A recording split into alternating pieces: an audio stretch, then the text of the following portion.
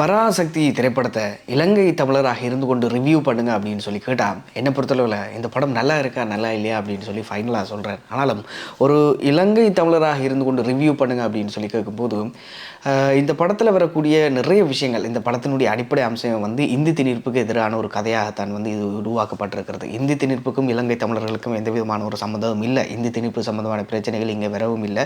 So அதனால் இலங்கை தமிழர்களுக்கும் இந்த கதைக்கும் எந்த விதமான கனெக்ஷனும் இல்லை. ஆனாலும் இந்த படத்தில் இருக்கக்கூடிய சில விஷயங்கள், அதாவது இந்த படத்தினுடைய அடிப்படை சாராம்சம் தமிழ்நாட்டின் மேலே இருக்கக்கூடிய விதிக்கப்படக்கூடிய சில பிரச்சனைகள், உரிமை மீறல்கள், இதன் போது எழக்கூடிய போராட்டங்கள், இந்த மாதிரியான விஷயங்கள் தான் இந்த படத்தினுடைய சாராம்சமாக இருக்குது. ஸோ அதன் அடிப்படையில் இந்த படத்தினுடைய சாராம்சத்துக்கும் இலங்கை தமிழர்களுக்கும் நிறைய கனெக்ஷன் இருக்குது. அதே போல் இந்த படத்தில் வரக்கூடிய நிறைய வசனங்கள் சம்பந்தமான விஷயங்கள், அதாவது சில வசனங்களும் இலங்கை தமிழர்களோடு நல்லா ஒத்துப்போகக்கூடிய மாதிரி இருக்குது. என்ன மாதிரியான வசனங்கள் அப்படின்னு சொல்லி கேட்டால், இதில் ஒரு வசனம் வரும், உலகத்திலேயே அதிகப்படியான போராட்டங்களை சந்தித்த ஒரு இனமாக இருக்கிறது தமிழினம்தான் அப்படின்ற மாதிரியான ஒரு வசனம் வரும். அதை விட எந்த இடத்துல எந்த மாதிரியான போராட்டங்களாக இருந்தாலும் முன்னுக்கு போய் நிற்கிற ஒரு இனமாக இருக்கிறது தமிழினம்தான். இந்த மாதிரியான வசனங்களுக்கும் இலங்கை தமிழர்களுக்கும் ரொம்பவுமே மிகப்பெரிய ஒரு கனெக்ஷன் இருக்குது அப்படின்னு சொல்லித்தான் சொல்லணும். ஸோ இதன் அடிப்படையில் இந்த படத்தினுடைய சாராம்சத்துக்கும் இந்த படத்தில் வரக்கூடிய சில விஷயங்களுக்கும் இலங்கை தமிழர்களுக்கும் ரொம்பவுமே கனெக்ஷன் இருக்குது அப்படின்னு சொல்லித்தான் சொல்லணும்.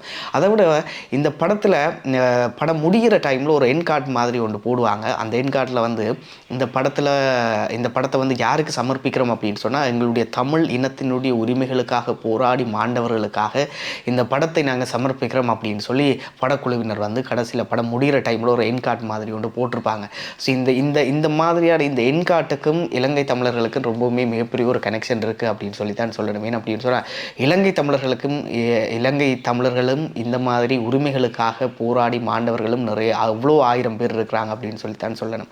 அதை விட இந்த படத்தை எடுத்ததுக்காக இலங்கை தமிழர்கள் சார்பிலையும் ஒரு வகையில் நன்றிகளை சொல்லித்தான் ஆகணும். ஏன் அப்படின்னு சொன்னால், இலங்கை தமிழர்களுடைய இந்த உரிமை மீட்பு போராட்டம் அப்படின்றது ரொம்பவுமே மிகப்பெரிய ஒரு வரலாறுகளை கொண்டது. இதுக்காக நிறைய பேர் போராடி மாண்டிருக்காங்க அப்படின்னு சொல்கிற நேரத்தில் இப்போ இருக்கிற ஜென்ரேஷன், இப்போ இருக்கிற நிறைய பேர் இந்த மாதிரியான வரலாறுகளை அடுத்த கட்டத்துக்கு எடுத்துக்கொண்டு போகணும் அப்படின்னு சொல்லி யோசிக்கிறதும் இல்லை, அது சம்மந்தமாக பேசப்படுறதும் இல்லை. அந்த மாதிரி பேச்சுக்கள் எடுத்தாலும் அந்த மாதிரியான வரலாறு சம்மந்தப்பட்ட விஷயங்கள் நாங்கள் சொல்லணும் அப்படின்னு சொல்லி யோசித்தாலோ இவங்க சும்மா வயிற்று பிழைப்புக்காக பேசுகிறாங்க, அரசியலுக்காக பேசுகிறாங்க அப்படின்ற மாதிரியான ஒரு கதைகள் தான் உருவாகி கொண்டிருக்குது.